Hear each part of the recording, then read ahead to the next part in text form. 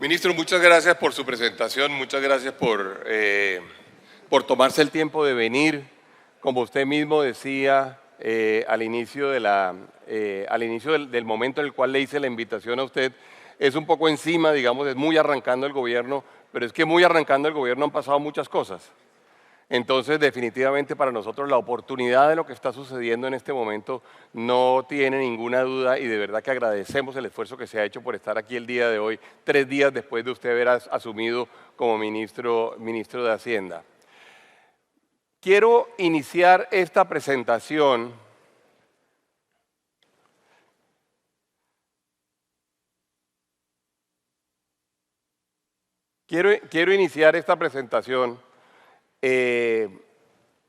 recordando lo que ha pasado en estos 3 últimos años en Colombia.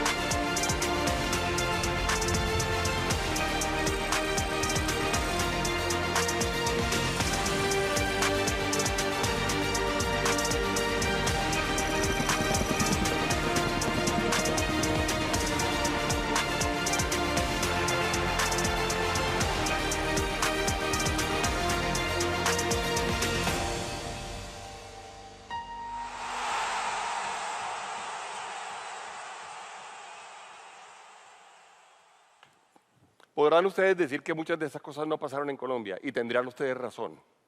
Pero lo cierto es que muchas de ellas definitivamente nos afectan fundamentalmente en funcionamiento de la sociedad, el funcionamiento de la economía, el funcionamiento de nuestros hogares, el funcionamiento, por supuesto, de toda la comunidad que nosotros denominamos Colombia. Muchísimas cosas, muchas de ellas muy preocupantes, muchas de ellas nos llegaron de sorpresa, muchas de ellas nos han de alguna forma afectado la vida. Y queremos ver un poco cómo estamos hoy en día y queremos ver un poco frente a qué estamos en este momento y cómo tenemos que enfrentar, sin duda, esta nueva realidad de la cual estamos hablando en este momento. La presentación que tenemos el día de hoy está enmarcada dentro de esto que fue mencionado también por Carlos Ignacio Gallego como presidente de la Junta de Dirección Nacional de la ANDI, en algo que nosotros hemos denominado la autopista de 2 carriles. Autopista de 2 carriles que nosotros estamos convencidos tiene que ser la actitud de todos los colombianos, del gobierno nacional, de los empresarios, de la sociedad, de toda la comunidad, alrededor de cuáles son los desafíos que tenemos en este momento. Nosotros hemos hablado de una autopista de 2 carriles diciendo que Colombia, su sociedad, se tiene que concentrar en este momento en 2 ejercicios muy fuertes. Un ejercicio de poder atender los temas sociales y atenderlos bien y atenderlos con seriedad y atenderlos con profundidad y al mismo tiempo tienen que trabajar en el desarrollo empresarial. Y no porque uno crea que efectivamente los empresarios merezcan, digamos, un trabajo o un tratamiento especial, no. Sino porque estamos convencidos, y estoy seguro que el ministro también, porque además lo hemos conversado muchas veces, que el desarrollo de un país depende profundamente de la capacidad que tengamos nosotros como sociedad de poder desarrollar el sector empresarial. Si no tenemos un sector empresarial que funciona, pues claro, no vamos a tener una sociedad que va a poder pagar sus cosas, no vamos a tener una sociedad que va a ser capaz de atender las necesidades de la gente, de generar oportunidades, de generar trabajo. De manera que nosotros hemos dicho, sí, tenemos que generar un ejercicio de superación de pobreza, tenemos que trabajar en construir más oportunidades, tenemos que trabajar en salud y educación, en diversidad y inclusión, en mayores niveles de equidad, en construir más paz y tener seguridad para todos, en un diálogo social y en tener seguridad alimentaria. Claro que sí.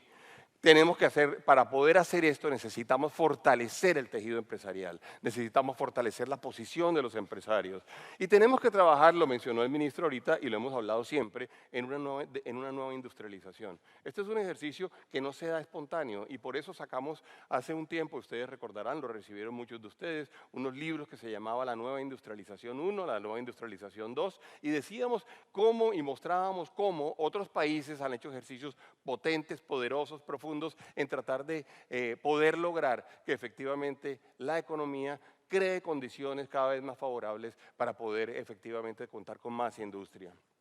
Eh, Luego hemos hecho una serie de enunciados y ahora vamos a hablar un poco de ellos. Debemos tener un entorno atractivo para la inversión, debemos trabajar en emprendimiento e innovación, fue mencionado también por el ministro ahorita, la transición, la transformación digital, el desarrollo ambiental, por supuesto, los altos niveles de crecimiento deben ser un objetivo fundamental. Es cierto lo que dice el ministro, en los últimos 4 años probablemente el promedio fue malo, pero no era totalmente previsible que uno lograra después de una caída tan fuerte en la producción durante el año 2020, no era previsible que uno realmente lograra que en el año 2021 lograr una recuperación del tamaño de la que se está logrando hoy en día.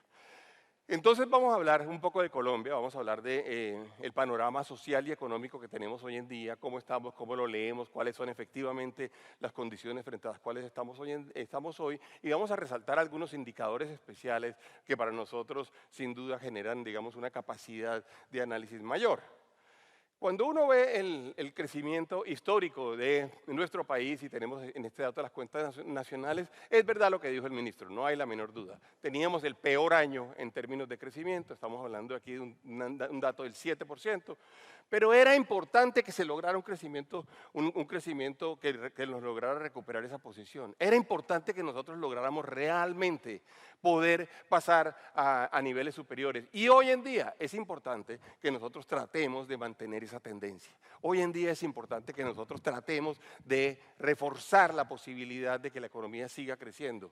De hecho, cuando uno ve los outlooks de varios países y ustedes tienen aquí, digamos, los crecimientos de acuerdo con tasas de crecimiento, ustedes encuentran cómo Colombia efectivamente está en los niveles más altos. Y la gran pregunta que tenemos que responder hoy en día para poder lograr ese carril de desarrollo empresarial es, bueno, ¿para dónde vamos? En el caso de Colombia, ¿seguiremos, nos quedaremos en este tamaño? ¿O será que crecemos a un nivel un poco superior del 2%? ¿O será que hacemos o cumplimos lo que dice el Fondo Monetario Internacional en sus proyecciones? Y estoy hablando del año 2025. ¿Será que nos vamos al 4% o será que logramos un crecimiento mayor? Claro, el objetivo de todos tiene que ser que estemos en la parte de arriba de las líneas. Si estamos en la parte de arriba de las líneas, por supuesto, vamos a poder generarle muchas cosas a la sociedad. Si estamos en la parte de arriba de las líneas, vamos a ser capaces de generar muchos beneficios que terminen redundando en una sociedad mejor. También seguramente va a ser una sociedad más equitativa, va a ser una sociedad con más oportunidades. También deberá hacerse dentro de los estándares de sostenibilidad que todos queremos y todos crecen y en los cuales todos hemos de alguna forma trabajado por tantos años, pero tenemos que fortalecerlos. Lo mencionó el ministro también y hay algunas de las cifras, por supuesto, que van a coincidir dentro de lo cual nosotros hemos, digamos, o de lo que trajimos el día de hoy, lo menciona el ministro, nos han venido creciendo los spreads. Es verdad que efectivamente la deuda para Colombia hoy en día es más costosa, es verdad que la deuda para Colombia hoy en día vale más. Y esto tiene varias implicaciones. Por eso entiende uno bien, inclusive lo dijo el ministro también, uno entiende bien cómo efectivamente hay que cuidar el flujo de capitales y cómo hay que trabajar profundamente en tratar de construir nuevamente y de recuperar el grado de inversión. Esto hay que hacerlo. Nosotros tenemos que tratar de tener mejor acceso a mejores capitales en mayores cantidades, en mejores precios. Ese ejercicio hay que hacerlo. Por eso lo decíamos ayer en el panel que tuvimos sobre temas fiscales. De la reforma, yo diría que lo más importante que hasta ahora se ha dicho de la reforma tributaria es la declaración que se repitió aquí de que efectivamente Colombia quiere cumplir la regla fiscal, de que efectivamente Colombia quiere volver a la senda, digamos, realmente que nos permitía o que nos decía la regla fiscal, termina siendo una senda sana desde el punto de vista de las finanzas públicas. Este es un ejercicio que tenemos que profundizar. Ahí lo vimos, tenemos unos datos especialmente altos en deuda en este momento, ustedes ahí ven la línea desde el año 2010. Tenemos, por supuesto, dentro de una participación muy importante, por supuesto, de la deuda pública. Ahí tenemos el servicio de la deuda, que es una presión grande que tiene el gobierno nacional, que tiene el ministro, además, y que se profundiza además cuando la tasa de interés crece, porque claro, una parte muy importante de esta deuda está denominada en dólares. y bueno, tenemos un presupuesto general de la Nación, como lo ven ahora, en donde la gran pregunta que hemos planteado nosotros, que de alguna forma es esbozada en parte en lo que ha sido dicho por ahora por el gobierno, es qué tanto uno realmente quiere aumentar el gasto y qué tanto podemos aumentar el gasto en la realidad actual, con los datos que tenemos, con los dineros que tenemos, con los recursos que tenemos. Porque es verdad que la reforma es ambiciosa y yo, por supuesto, me pregunto si este es el momento de sacar o de generar un gasto tan significativamente mayor cuando tenemos justamente una situación tan apretada en todos estos indicadores.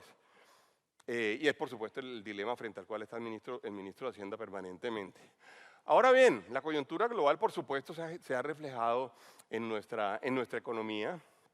Ustedes ven lo que está pasando en términos de inflación. Es bueno que ya la discusión sobre inflación se haya venido decantando. Recordarán ustedes que tuvimos al principio de la conversación de inflación un argumento que luego el Banco de la República retrae, y es el argumento de que efectivamente las tasas de interés van a ser capaces de bajar la inflación en Colombia. No va a pasar, eso no va a suceder. Tienen una capacidad limitada realmente. Alguna capacidad sí tendrán de afectar la demanda y por la vía de demanda seguramente algo pasará. Pero lo importante del incremento de la tasa de interés, que hay que hacerlo, pero nosotros decíamos, no se haga tan duro, no se haga tan abrupto. Lo importante del incremento en la tasa de interés realmente es la capacidad que tenga ese instrumento de evitar que haya fuga de capitales. Eso es lo más importante para nosotros hoy en día, y esto es muy importante cuando uno se encuentra además con países, con otras economías que están sin duda alguna aumentando sus tasas. Y vean ustedes, por ejemplo, la tasa del Federal Reserve, que es la que aparece abajo, que había estado, estaba en 0.25, ha venido aumentando en periodos muy cortos a niveles de 2.5%, lo cual pues sin duda es una competencia grande, muy grande, contra para los bonos colombianos y para los papeles colombianos, para la deuda en general colombiana. Bueno, tenemos un déficit fiscal que está en este momento en este nivel, se ha venido recuperando, está todavía por encima, lejos de lo que dice la regla fiscal, el endeudamiento está realmente a un punto. Pero tenemos un crecimiento, digamos, o una mejora que se ha venido registrando. Y hay algo que hay que decir, y uno no se le puede olvidar esto, yo se lo digo también. Están con nosotros varios parlamentarios, varios congresistas, que además agradezco su presencia el día de hoy. Cuando se haga el debate en el Congreso, uno no se le puede olvidar que gran parte de esa mejora que se produjo allí entre el año 2021 y 2022 tiene que ver, por supuesto, tiene que ver con el hecho de que efectivamente la economía ha crecido y se ha tenido un comportamiento mayor, razón de más para decir que era importante el crecimiento. Pero también tiene que ver con el hecho de que tramitamos una reforma tributaria el año pasado donde ya el sector privado hizo un esfuerzo grande, muy grande, que además nosotros consideramos, y bueno, todo el mundo considera, el país completo considera, que tuvo un valor social grande ese acto de generosidad, pero también de responsabilidad, ese acto de patriotismo en cierta forma que tuvieron los empresarios de decir, es verdad que se necesitan recursos, es verdad que la situación está compleja, es verdad que la situación está mejorando, nosotros estamos dispuestos a hacer este esfuerzo. Por cierto, en ese momento el Congreso lo recordará, en ese momento la conversación se planteaba alrededor de decir temporalmente vamos a subir los impuestos a las empresas para luego bajarlas.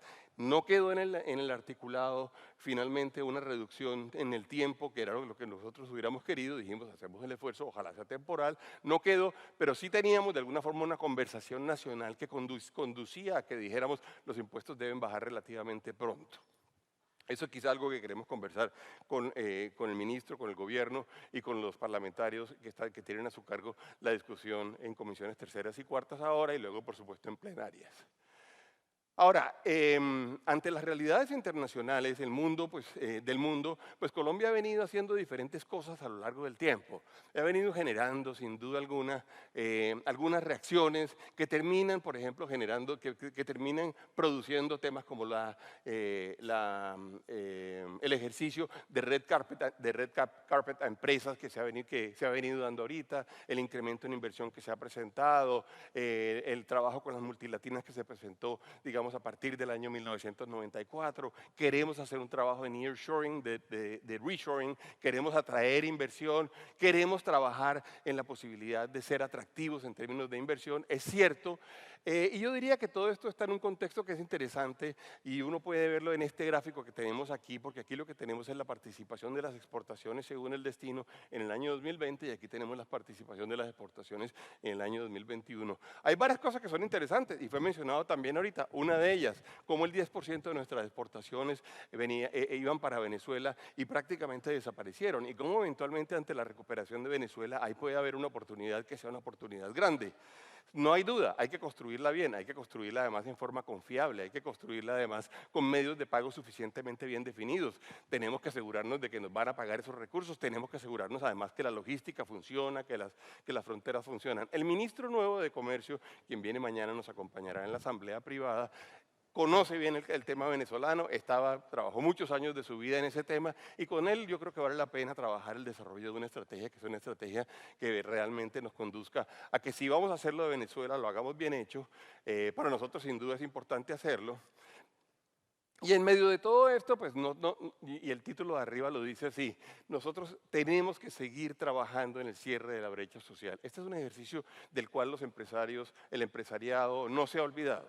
Nosotros lo tenemos muy arriba dentro de nuestras prioridades, lo otro lo tenemos muy arriba dentro de nuestro ADN. Nosotros realmente creemos que los temas del empleo, los temas de la informalidad, por supuesto el tema del Gini, aquí tenemos una diferencia con el ministro y quizás es el año, digamos, que él tenía en la presentación y el que tenemos nosotros ahorita. Y los temas de pobreza, pobreza monetaria, pobreza multidimensional, pobreza extrema, son temas hombre, son indicadores de una realidad muy compleja de muchas familias que los colombianos todos no podemos abandonar. Y este es un ejercicio que tenemos que profundizar.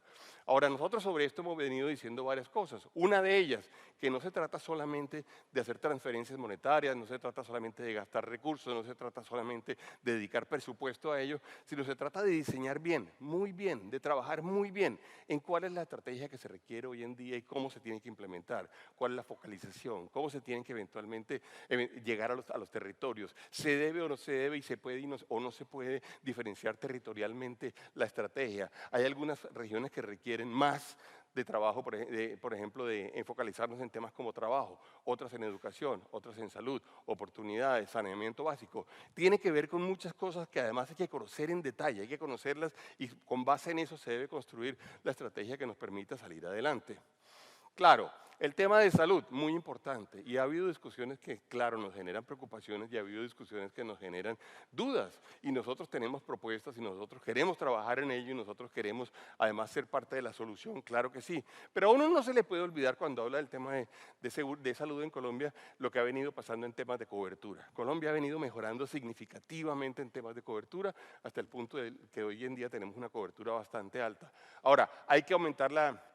Eventualmente tenemos que hacer esfuerzos en calidad, claro que sí, especialmente en las regiones periféricas o lo que se ha denominado regiones periféricas. Hay que trabajar en mejor infraestructura, claro que sí. Hay que trabajar en mejor acceso, claro que sí. Pero hoy en día la cobertura es bastante alta.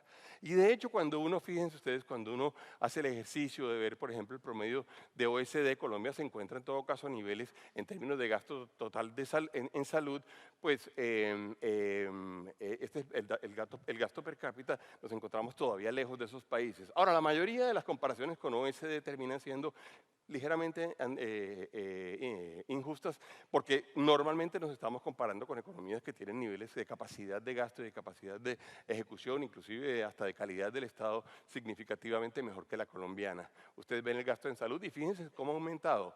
En el año 2020, claro, estamos hablando de la pandemia, el gasto en salud llegó a ser el 8.6% del PIB. Luego, hay que decir, y nosotros en eso estamos diciendo, que Colombia reaccionó bien y el sistema reaccionó bien a la atención de la pandemia. Y de esto nos debemos sentir realmente orgullosos. Ese sistema le demostró al país, le demostró al mundo que nosotros teníamos un sistema que era capaz de atender a la población colombiana. Y que era capaz de hacerlo además sin imponer presiones adicionales, presiones económicas a familias que además tenían presiones en términos de salud y presiones humanitarias. Eso en realidad no fue parte de la discusión. Quizá ustedes vieron, y yo recuerdo haber visto un caso peruano que era tremendo, en donde alguien decía, para nosotros no solamente es el dolor de la pandemia, sino eventualmente el susto de tener que perder la casa porque no tenemos cómo atender a nuestros familiares que eventualmente vayan a caer enfermos o un familiar que haya caído enfermos. Colombia no, Colombia hizo muchas cosas Colombia le respondió a la sociedad, digo Colombia como un todo, y se hicieron todos estos ejercicios, 35 millones de pruebas de COVID. De hecho, nosotros en el Plan Nacional de Vacunación hicimos parte, como empresas por la vacunación, hicimos parte del mismo y nosotros logramos que hubiera 1.479.000 dosis aplicadas con un gasto además que pagaron las empresas colombianas superior a 200.000 millones de pesos.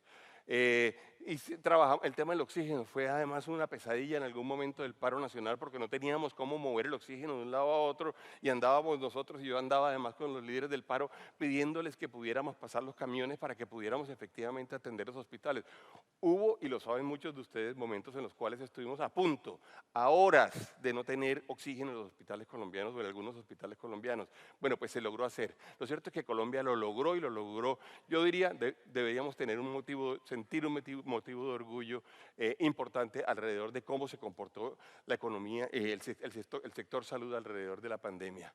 Una conversación que me gusta dar y es una conversación que quiero tener con la ministra de Salud es la conversación de cuál es la participación del sector privado dentro del sistema de salud. Yo digo, he argumentado muchas veces en este escenario, en el del Foro de la Salud, yo digo, el sector salud es de lejos la mayor APP que tiene Colombia y es una de las mayores APPs probablemente de América Latina. Realmente el sector empresarial, el sector privado juega un papel fundamental. Si ustedes se dan cuenta, y fíjense ustedes, ahí tenemos en rosadito, en fucsia, ese color de cuál es la participación de las EPS y las IPS privadas, en términos de urgencias, vean lo que hay allí. El 93.1% de las prestaciones son hechas por el sector privado, o por la parte privada del sector salud. El 89.6% por parte en términos de atención de emergencias. En hospitalizaciones el 90.7%. En giros, fíjense ustedes cómo participan en el 77% de las IPS privadas. Hay que tener cuidado, y esta es una conversación, repito, que hay que tener a nivel nacional, pero hay que tenerla con la ministra y hay que tenerla con el Congreso. Hay que tener mucho cuidado para no generar desbalances en algo tan sensible, en algo tan importante como el sector salud colombiano. No podemos tomarnos el riesgo de que esto se desbalancee y eventualmente caigamos en problemas de prestación del servicio, que caigamos en problemas de atención a la población, porque eso sí sería un retroceder, yo diría, inaudito, inaceptable para una sociedad como la sociedad colombiana. Desde el punto de vista de educación, claro, tenemos tenemos unos retos también gigantescos. En cobertura tenemos un reto grande y especialmente cuando tratamos de pasar a la educación media o cuando pasamos a la educación profesional. Y fíjense ustedes cómo nosotros tenemos en la tasa de cobertura bruta de educación superior a Colombia en las barras amarillas, a América Latina en la línea morada y a la OECD en la línea azul.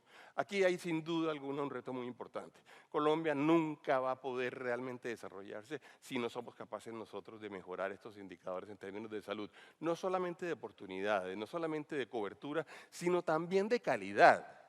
Es decir, cuando aquí ustedes ven lo que está pasando en términos de las pruebas PISA, ustedes dicen, caramba, no puede ser que nosotros tengamos unos niveles tan bajos y fíjense que estos puntitos no son una línea en el tiempo, sino son los puntos desarrollados para cada uno de los países y ustedes se encuentran como Colombia está por debajo en lectura, por debajo en matemáticas y por debajo en ciencias. Realmente aquí tenemos nosotros que hacer un esfuerzo grande. Si nosotros no somos capaces de hacer esto, no vamos a poder producir muchas cosas, la transición de oportunidades, ser competitivos en el planeta, poder nosotros ofrecerle capacidades a otras economías para poder hacer el nearshoring bien hecho. Y aquí tenemos un reto grande. Y luego fíjense ustedes, en todo caso, el porcentaje del Producto Interno Bruto que Colombia gasta en términos comparados, digamos, con otros países, incluyendo Costa Rica, que es muy alto, pero también Irlanda, que está en la otra esquina, es un porcentaje, pues, al final muy promedio. Entonces tenemos un tema en donde efectivamente no es que estemos gastando menos, gastamos bastante, no es que no nos importe el tema, es un tema que atendemos, pero al final los resultados en términos de cobertura, especialmente educación media y superior, no son suficientemente buenos, pero también tenemos temas de calidad que son preocupantes y sobre los cuales hay que trabajar. Si uno quisiera hacer un resumen, digamos, yo siempre he dicho, si uno fuera ministro de Hacienda, doctor José Antonio, Usted lo es. Si uno fuera ministro de Hacienda, uno quiere tener como una especie de tablero de control. Entonces uno dice qué cosas debo monitorear, cómo las debo monitorear, qué cosas debo ver, con qué detalle, con qué frecuencia. Uno aquí tiene, digamos, una gran cantidad de información muy a la mano en donde uno puede estar viendo, una cantidad de variables muy, muy, muy sensibles. Ahora, yo lo que digo de esto es, al final lo importante de este cuadro son todas las interrogaciones que tenemos aquí. ¿Para dónde queremos ir? ¿Cómo queremos ir? ¿Qué se necesita para lograrlo? Un poco el argumento que nosotros estamos diciendo, definitivamente se necesita la autopista de 2 carriles porque tenemos que estar muy atentos al Gini, pero tenemos que tener con qué pagar las cosas. Tenemos que estar muy atentos a la pobreza, pero tenemos que ofrecer oportunidades. Tenemos que estar muy atentos al tema de la educación, pero tenemos que tener recursos para poder pagarlo. Y recursos no solamente durante el primero y el segundo año, sino recursos en forma sostenible, permanente, en donde seamos capaces nosotros de decir, esto es algo que nosotros vamos a poder repetir. Tenemos una gran cantidad de retos. Yo me atrevo a decir que esta generación o las varias generaciones que están representadas en este salón o en los afiliados de la ANDI y en toda la sociedad colombiana van a ser recordadas por cómo efectivamente nosotros fuimos capaces o no de salir de todos los hechos esos a los cuales hicimos referencia en el video que ustedes vieron al inicio de la presentación. Nosotros tenemos el reto realmente de decir, caramba, sí fuimos capaces, cómo fue que lo hicimos, lo atendimos, no nos hicimos los de la vista gorda, no se nos derrumbó nada, no se nos cayó el sistema, sí, y somos capaces de atender todos los frentes, porque nos toca atender todos los frentes. Uno no puede decidir atender solamente un frente, porque como decíamos durante la pandemia, al final las sociedades son increíblemente multidimensionales. Son una cantidad de cosas todas las que hay que estar atendiendo simultáneamente. Uno no se puede concentrar solamente en una cosa. Por eso no nos podíamos ni siquiera concentrar solamente en el confinamiento. Y concentrarse solamente en el confinamiento podía terminar siendo algo increíblemente costoso porque al final no teníamos cómo producir recursos y cómo darle oportunidades a las familias. Y en ese orden de ideas nosotros decimos retos importantes. Bueno, todos los retos internacionales. Lo que tenemos hoy en día, realmente cuando uno lo ve, uno dice inflación, cambio climático, crisis energética, logística y ciclos productivos, escasez de factores productivos, conflictos Rusia con esta invasión a Ucrania, que además nadie puede aceptar ni nadie puede apoyar, el choque que se ha venido presentando entre China y Estados Unidos, el fortalecimiento del dólar y además una cosa que es muy importante y tenemos que ser conscientes de ello y yo quiero resaltarlo. De alguna forma ha habido una ruptura completa, una ruptura muy fuerte en el ideal de la globalización que de alguna forma rigió durante los últimos 20 o 25 años a una gran cantidad de las economías.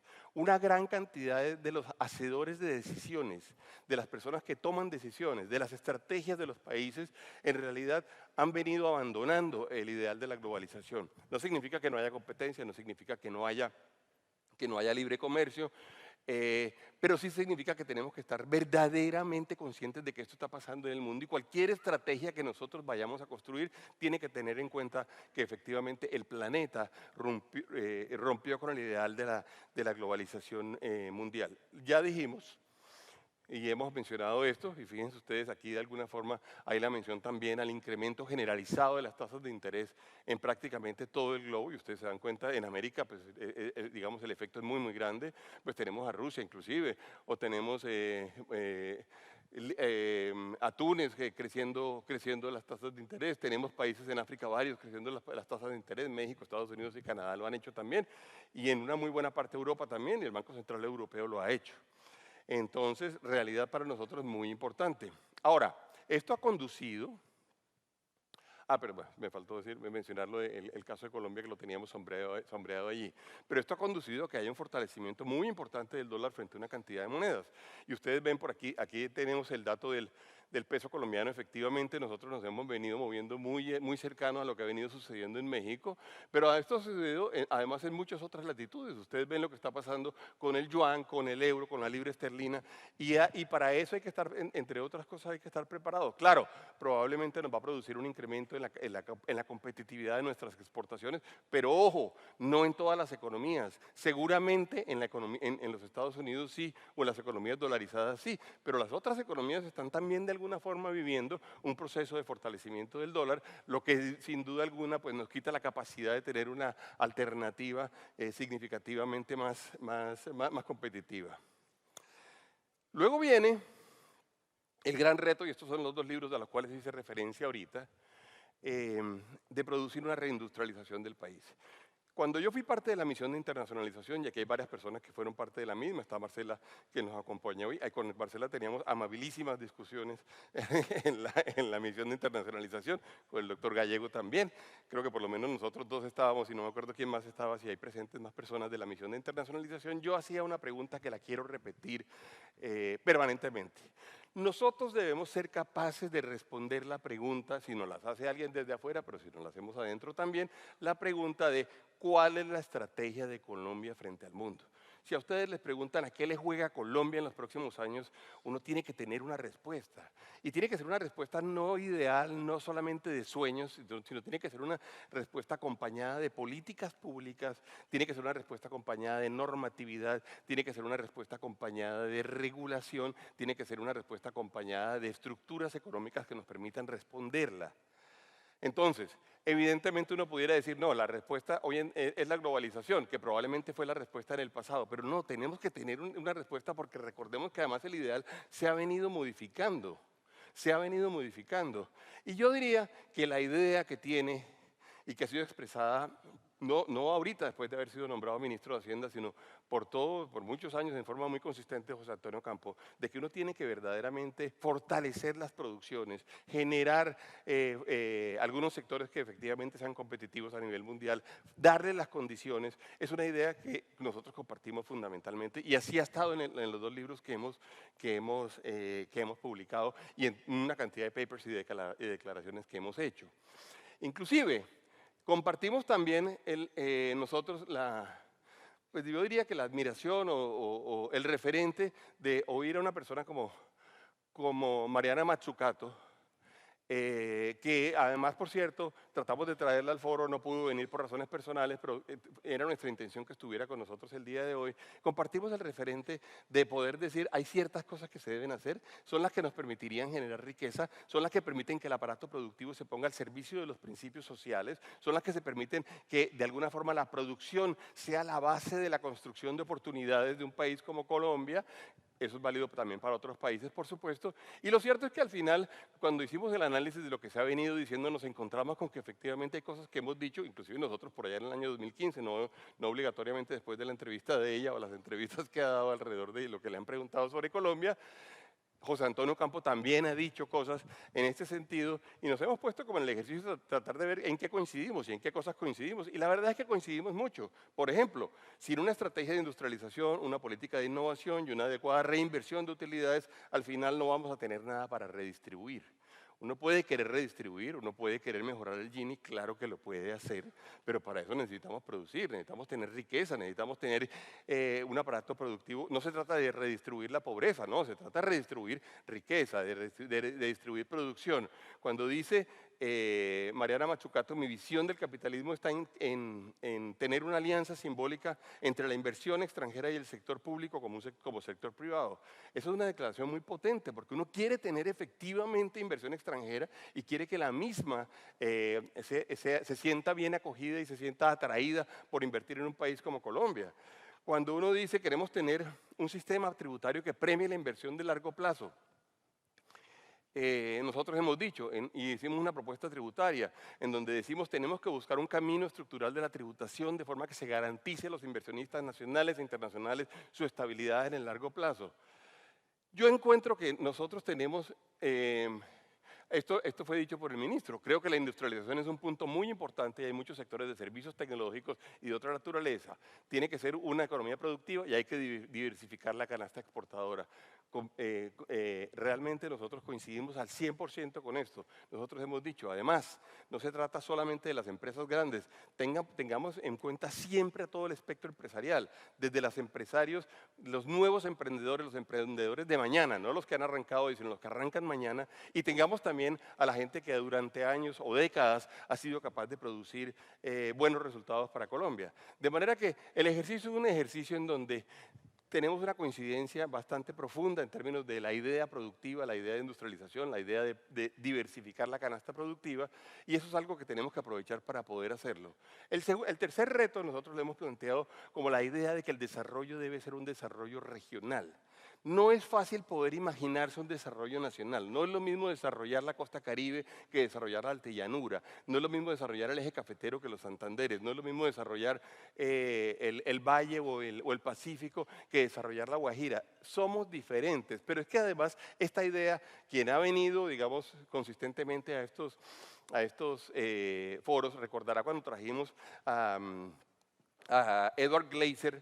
Edward Glaeser tiene un libro que se llama El triunfo de las ciudades, diciendo, al final el desarrollo no es un ejercicio de naciones, el desarrollo no es un ejercicio de grandes territorios, el desarrollo normalmente es muy focalizado en regiones. Y por eso en Estados Unidos está Alabama y está Seattle, y por eso está Nueva York y está California, y por eso al interior de California por un lado está Los Ángeles y por otro lado está San Francisco, porque las condiciones son condiciones distintas. Ojalá lográramos nosotros tener una política regional muy clara, y nosotros lo hemos llamado las ciudades región, en donde uno verdaderamente logre producir el desarrollo que queremos. Creemos que tenemos la posibilidad de tener ciudades globales, creemos que tenemos la posibilidad de generar esta estrategia nueva, y eso lo incluimos dentro de lo que hemos denominado nosotros el valor, el reto 3. Un poco en línea con la pregunta que hacíamos alrededor de cuál es la estrategia que tenemos y somos capaces de responderla o no, nosotros hemos venido trabajando sobre otra pregunta, y es cuál es la principal ventaja estratégica de Colombia o competitiva de Colombia frente a los mercados internacionales, frente a la posibilidad de ubicarse en el país. Y hemos venido diciendo que normalmente nosotros hablamos de la ubicación, de los dos mares, del talento nacional, de la biodiversidad, pero muchas de esas ventajas no se han podido y no se han logrado realmente estructurar hasta ahora y no se han materializado en algo que nos diga, aquí tenemos una oportunidad única. Nosotros estamos convencidos de que Colombia tiene la oportunidad de producir, y lo dije en el SEC del año pasado, que fue virtual, no tenía la oportunidad de hablar con este énfasis frente a ustedes, pero además produjimos un documento que ya se va a convertir en otro documento, en donde estamos hablando de la posibilidad de que Colombia se convierta en una potencia mundial en términos ambientales para las empresas. ¿Qué quiero decir con esto? Yo quiero decir que producir en Colombia al final debe ser significativamente más rentable desde el punto de vista ambiental que producir en otros países. Producir en Colombia tiene que tener la posibilidad de poder materializarse, entendiendo que cada vez más, los consumidores internacionales son exigentes desde el punto de vista de sostenibilidad. Estos son diferentes sellos que hay hoy en día en el mundo, diferentes sellos que además a los consumidores les importan, que lo miran los consumidores y probablemente toman una decisión de consumir o no, si cuentan con el sello o no cuentan con el sello. En donde la verdad es que el consumidor está pidiendo que, por ejemplo, en particular, se hable de una menor huella de carbono. Entonces deberíamos ser capaces de poder explotar algunas realidades que tiene Colombia. Por ejemplo, Colombia realmente es muy baja en términos de la producción de CO2 y el envío de CO2 a la atmósfera en términos de compararnos con otros lugares del mundo. Ayer dijo el presidente del Congreso una frase que a mí me parece que había que desarrollarla un poco más cuando dijo, no porque nosotros no tengamos casi impacto no debemos hacer esfuerzo. No, tenemos que ser significativamente más profundos que eso porque esto, por supuesto, esto tiene un costo, y esto tiene un costo, y bajar las emisiones tiene un costo. Y tenemos que ser suficientemente inteligentes para que la reducción de esas emisiones, el costo que se asume, que se relaciona con la reducción de esas emisiones, se nos convierta en una ventaja competitiva. No es solamente yo con el 0.3% de las emisiones mundiales decir que lo bajo y que no pase nada, no pase nada más. Si uno hiciera un análisis, y ustedes se dan cuenta lo que tenemos en Colombia, Colombia tiene una alta eficiencia en producción, en generación energética, tenemos ventajas naturales, tenemos una buena regulación, tenemos una buena posición estratégica, ya lo van a ver desde qué punto de vista, y además uno se encuentra con que, fíjense ustedes, cuando uno compara el año 2000, el mundo, este es el mundo, cuando uno compara de dónde provienen las emisiones, uno se encuentra con que en el mundo las emisiones en el 73.2% provienen de la generación energética. En Colombia en el año 2014 eran 35% y en el año 2018 ya son 31%. Y estoy hablando de hace 4 años. Esto ha venido mejorando y va a mejorar más, como les voy a mostrar en los próximos slides. Cuando uno ve los gases de efecto invernadero, ustedes se dan cuenta, aquí está la distribución de gramos de CO2 equivalente, aquí lo pueden ver, energía, origen industrial, fíjense ustedes, uno tiene que tener cuidado y tiene que ver esto porque a veces uno se puede caer en la tentación, aquí no alcanzó tanto, pero es la línea amarilla, Uno puede caer en la tentación de decir, vamos a reducir la emisión de gases de efecto invernadero en la industria y eventualmente realmente lo que hay es una cosa relativamente baja, porque fíjense ustedes, tenemos sobre todo, y aquí es muy importante, generación en energía, generación en residuos, en generación de energía, en residuos y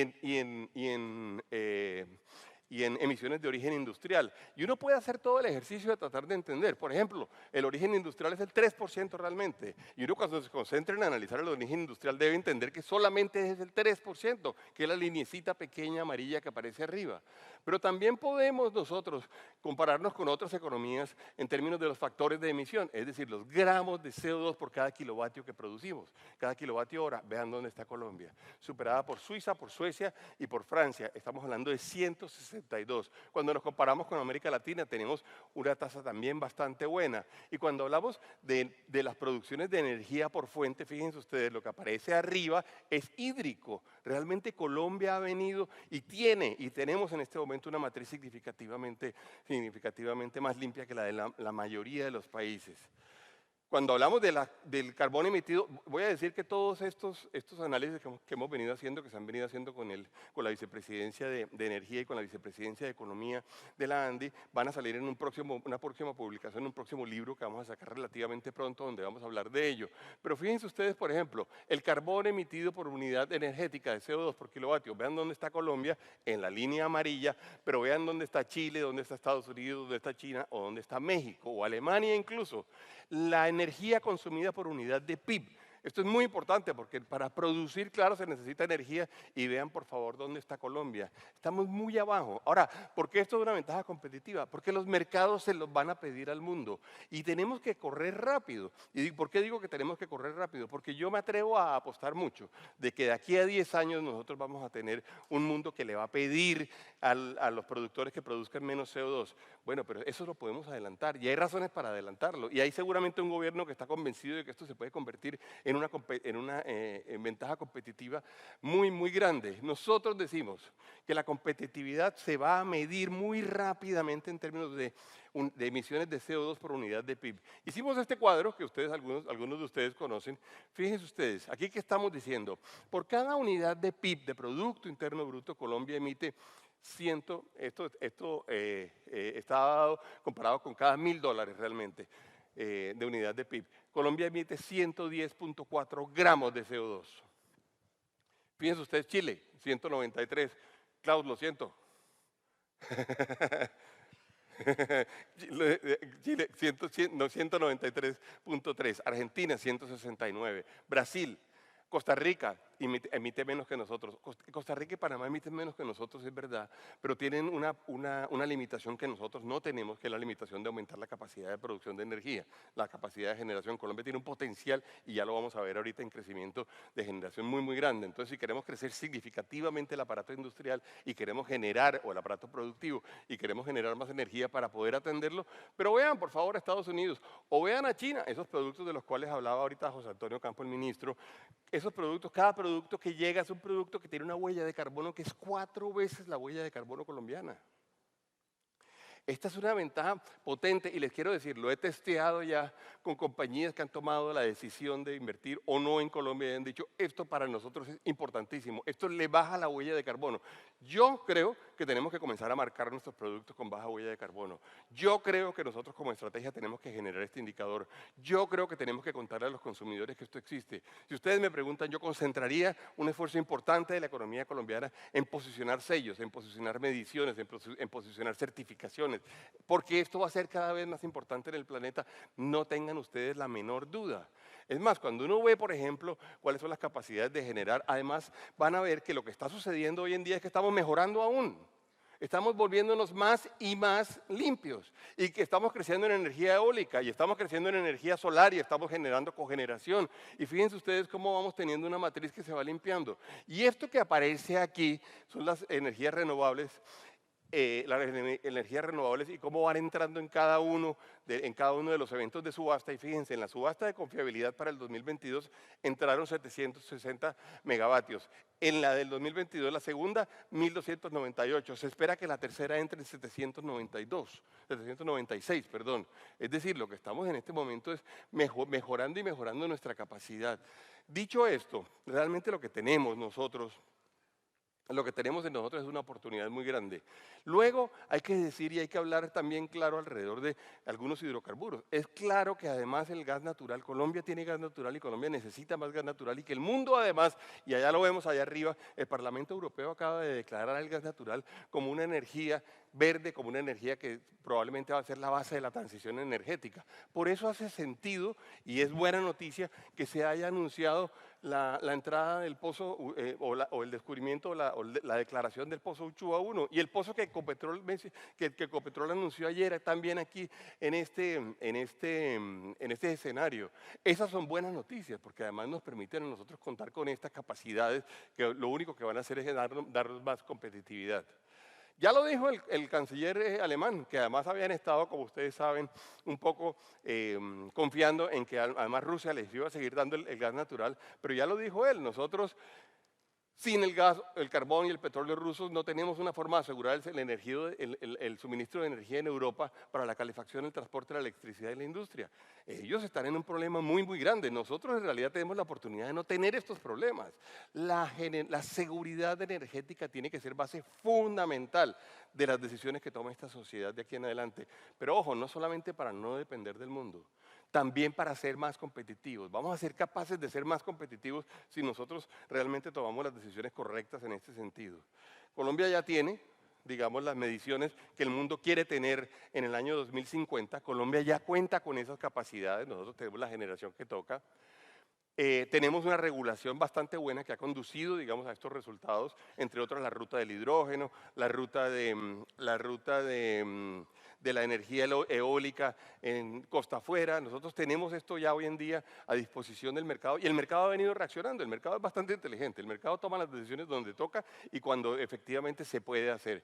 De manera que realmente lo que tenemos nosotros es que apoyarnos en la tecnología, que apoyarnos en la ciencia, tenemos que sacar adelante todas estas iniciativas y tenemos que estar convencidos de ello, tenemos que creernos el cuento. Nosotros tenemos una oportunidad única que no la tiene el resto del planeta, en donde podemos nosotros realmente ganarle la pelea por primera vez probablemente a muchos otros países que nos han ganado en otros términos, por ejemplo, gente que ha invertido en investigación universitaria, en tener mucho más doctorados, en tener más postdoctorados, que nosotros en realidad en esos indicadores no somos tan buenos, pero tenemos esto que la naturaleza nos ha dado y las decisiones de los años anteriores. Porque claro, tenemos la energía hídrica, pero tenemos las decisiones de los años anteriores que nos permiten a nosotros jugar un papel primordial en términos de la lucha contra el cambio climático. Nosotros decimos, así como existen estos sellos, ¿por qué no tenemos un sello que diga esto? Un producto que tiene baja huella de carbono, que es fabricado en Colombia. Y uno debería poder decir, le pueden quitarlo de Andes si quieren, le pueden poner su producto. Y entonces tenemos un producto con baja huella de carbono fabricado en Colombia y que el consumidor lo sepa. Nos atrevimos a hacer con el equipo gráfico de la ANDE un ejercicio de inventarnos un sello para decir, hagamos este, o inventemos nosotros, contratemos un sello si quieren, pero marquemos nuestros productos y además midamos realmente cuáles son las capacidades. Todo esto lo estamos trabajando en este proyecto que estamos terminando nosotros ahorita de publicar, seguramente va a salir muy pronto, que va a ser un proyecto que nos va a permitir hablar de que Colombia puede llegar a ser el país más competitivo del mundo en esta variable que es una variable que para todos es cada vez más importante. Tenemos que seguir trabajando entonces en esta autopista de la cual hemos hablado. Tenemos que trabajar, ya hemos dicho, en 5 frentes especiales. Por supuesto, y aquí yo quiero referirme un poco a esto porque es un tema que por supuesto me importa fundamental o estructuralmente. Debe haber una reingeniería para la estrategia de superación de pobreza.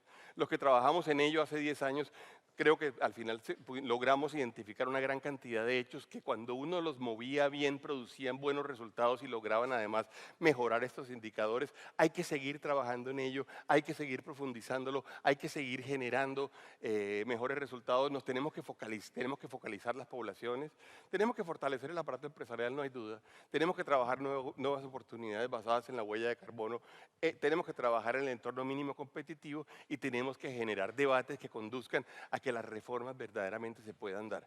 Esto, por ejemplo, es especialmente relevante ahorita alrededor de la tributaria, ministro. Colombia, parte de lo que no ha sabido hacer, en mi opinión, es dar los debates más sensibles. Por eso no hemos logrado hacer muchas de las reformas que deberíamos hacer. Este es un ejercicio que debemos, de alguna forma, profundizar. Yo pongo de ejemplo, digamos, la situación tan compleja que vivimos el año pasado, con una reforma que se presentó un poco de sorpresa, porque la tenían muy guardada y la conocimos nosotros en marzo del año pasado, perdón, en abril del año pasado, reforma que generó una reacción muy fuerte dentro de la ciudadanía, y tuvimos luego otra reforma que la habíamos de alguna forma propuesto en este escenario, pero que terminaba siendo o que terminó siendo socializada a nivel nacional, yendo a las regiones. Usted ha anunciado que va a las regiones, yendo a las regiones, trabajando con los diferentes estamentos. Colombia tiene que desarrollar, y aquí sí que la posibilidad de contar, tenemos a Adam Cajain con nosotros, que no sé dónde está en este instante, pero si hay alguien que ha sabido llevar a cabo conversaciones complejas y producir soluciones alrededor de temas en los cuales hay eventualmente desacuerdos o tensiones en la forma de pensar, es él. Por eso lo invitamos y por eso nos estará hablando mañana. Y yo creo que al final él puede darnos muchas luces alrededor de este quinto punto del cual estamos hablando. Y luego hemos también nosotros propuesto que trabajemos en algunos frentes específicos. De hecho, vamos a mencionar por encima por lo menos estos 8. Industrialización, agroindustria, internacionalización, infraestructura y logística. Y vamos a hablar también, y está escrito en el documento que nosotros estamos presentando y hemos presentado, competitividad tributaria, competitividad laboral, huella de carbono y reducción de la pobreza para poder generar más oportunidades. Este ejercicio tiene, bueno, ustedes ven, una gran cantidad de detalles en los cuales no me voy a detener ahorita, pero de los cuales vale sin duda la pena llevar a cabo una discusión grande. Estábamos hablando del tema de las reformas pendientes, claro que sí. Nosotros tenemos que construir este mecanismo, tenemos que como sociedad, porque todo el mundo, si yo le pregunto a ustedes, ¿quién está de acuerdo en que Colombia tiene que hacer una reforma alrededor del sistema electoral? Seguramente muchos levantan la mano. ¿Quién está de acuerdo en que debe haber una reforma a la justicia? Seguramente algunos levantan la mano. ¿Quién está de acuerdo en la reforma de educación, la reforma de salud, la tributaria que vamos a hacer ahorita, la reforma laboral? Vamos a levantar la mano seguramente muchos en muchas ocasiones. La pregunta, ¿desde cuándo lo saben? Seguramente van a terminar diciendo, no, yo lo sé hace 20, 25 años. Y la pregunta, ¿por qué no se ha hecho? Bueno, porque Colombia no tiene un mecanismo realmente para dar estas discusiones y para darlas sabiamente. Y luego yo también hice como el ministro, dejé la tributaria para el final, por razones obvias, como dijo usted.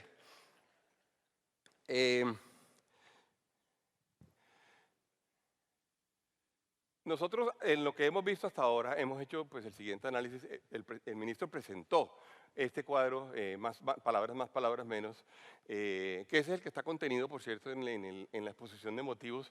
Y nos llamaron la atención varias cosas de este cuadro, que yo quiero resaltarlas.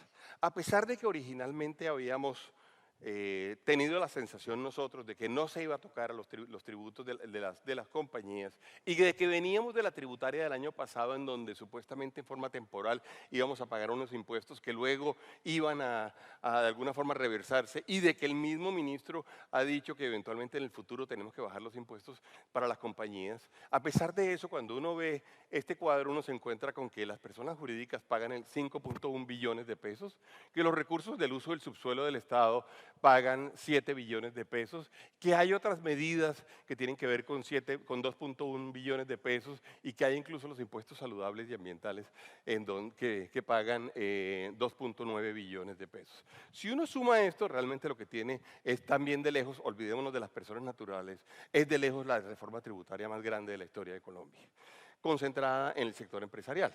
Habrá quien me diga, no, los impuestos saludables no los paga la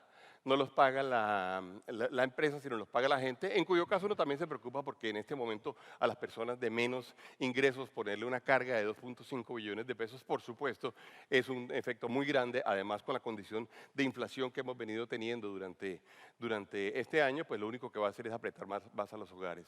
Entonces sí vemos, digamos, y con preocupación diría yo, que tengamos que en todo caso imaginarnos un sistema en el cual tenemos 12 billones más 4, estamos hablando de 16 esos 17 billones de pesos adicionales que pague el sector empresarial, que viene de pagar, repito, los 11 o 15, como los quiera uno medir, de la tributaria anterior.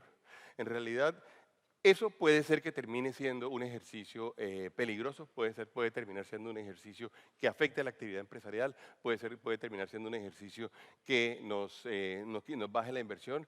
Claro, el ministro dijo, algunas de estas cosas son exenciones, algunas son transversales, por ejemplo, el caso del ICA, sin duda es un tema transversal, pero lo cierto es que uno sí está cambiándole la realidad económicamente muy profundamente a una gran cantidad de compañías. Hicimos otros ejercicios que ya no son parte de la reforma en sí misma, que fue tratar de imaginarnos cuál sería, y aquí hay un tema que no se ha mencionado tanto, pero que para nosotros es de la mayor importancia, y es el tema de la combinación de la tributación en términos de tasas efectivas de tributación y la suma de compañía y accionista. Por una parte tenemos, digamos, el ejercicio de tasas, estimación de tasas efectivas de tributación. ¿De dónde sale esto? No sale, ojo con esto para que no vaya a haber confusión, no sale solamente de sumar las tarifas corporativas y tratar de ver en qué terminamos, no. Sale de un ejercicio que habíamos hecho compañía por compañía con un montón de compañías para tratar de entender la tasa efectiva de tributación, que incluye también, por supuesto, algunos impuestos territoriales. No incluye la eliminación de las rentas exentas de BCB, que es un tema importante, pero ustedes se dan cuenta cómo eventualmente la minería, puede uno llamarlo el uso de los recursos del Estado, pero hay que pagar por ellos, ministro. Puede uno terminar diciendo eso. La minería pasaría de 53% de tasa efectiva a 87.1%.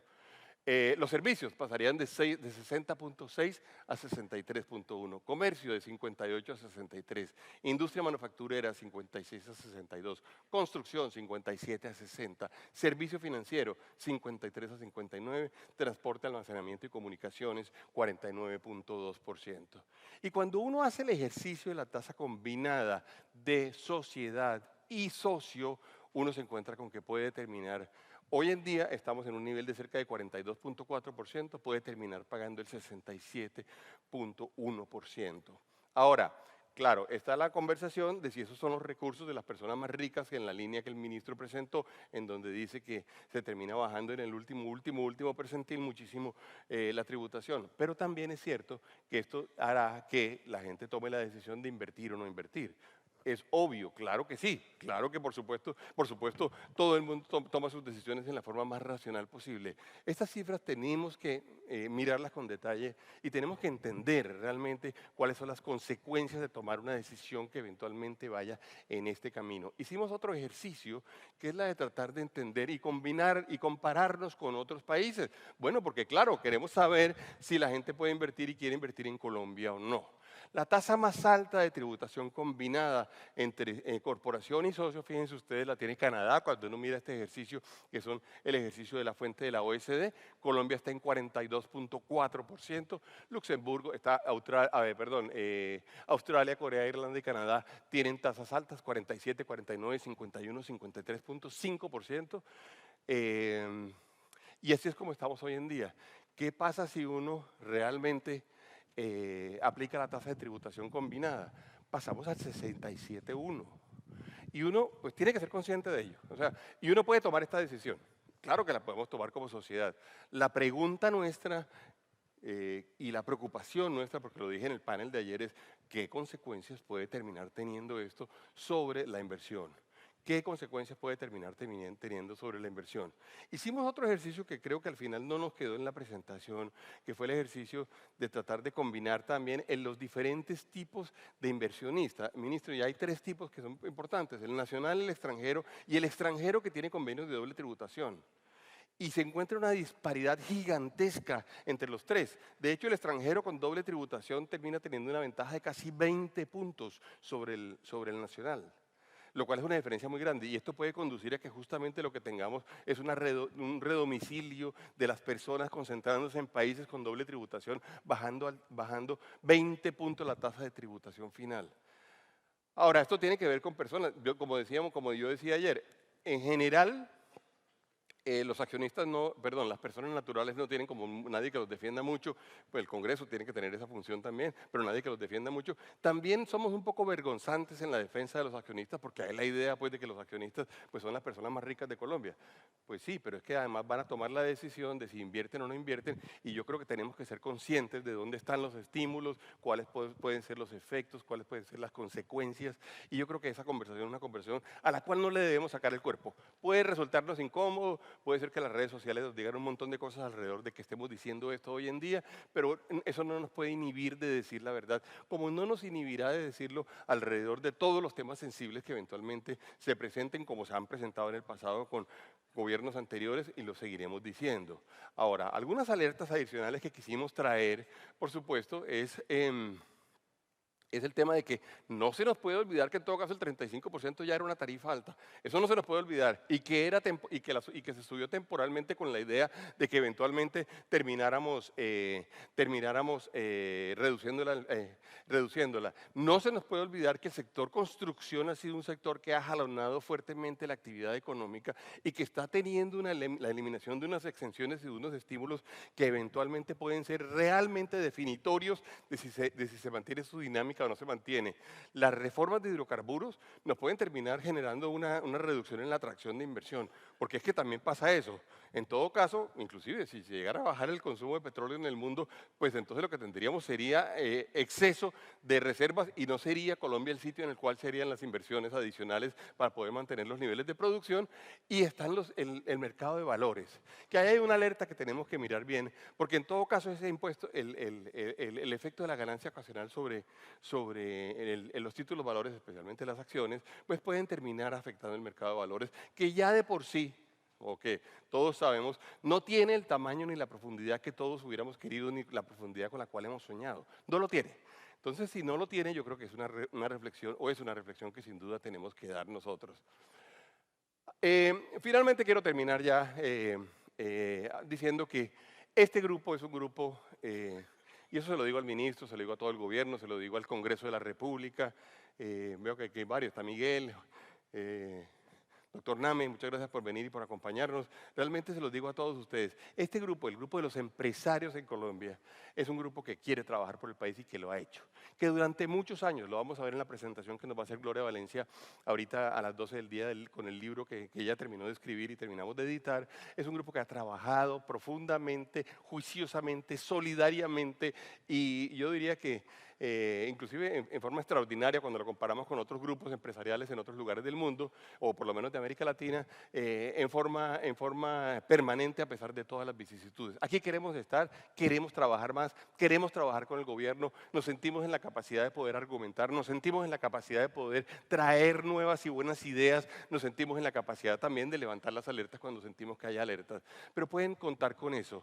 Y hay que decir que yo creo que parte de las razones por las cuales Colombia se encuentra en un nivel bueno en términos de la aceptación o del reconocimiento que la población le hace en términos de reputación al sector empresarial es por eso, porque lo sienten, porque lo sintieron durante la pandemia, porque lo sintieron durante el paro nacional, porque lo sintieron durante la tributaria y porque lo han sentido por años y años y años. Y no es gratuito que nosotros tengamos unos indicadores actuales. Hay varios otros, pero este es el de Edelman, que es el más utilizado en este momento a nivel por lo menos continental, en donde veamos cómo Colombia tiene un nivel alto en términos en términos de aceptación por parte de la ciudadanía, pero también, digamos, cuando nos comparamos con otros estamentos, vale la pena trabajar, vale la pena resaltar que a pesar de la crisis de confianza que se ha presentado en el mundo, esa crisis no se refleja realmente en el sector empresarial. Y eso también termina siendo un llamado a muchos, para que no juguemos con eso en el sentido de que no se trata de minar la confianza en los empresarios, sino ojalá tengamos cada vez más confianza en los empresarios.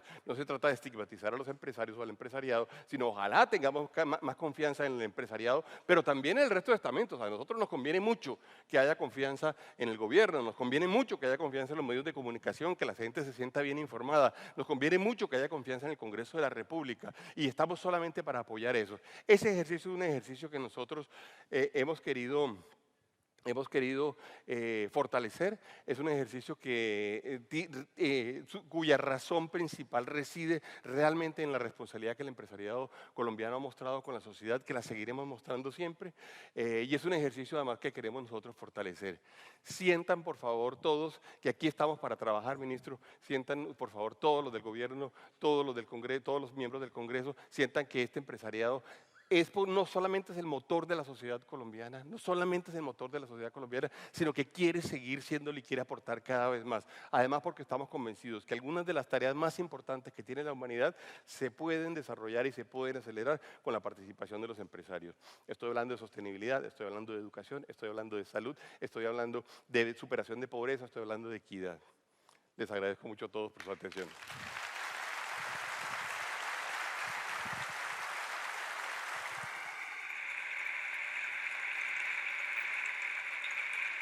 Gracias.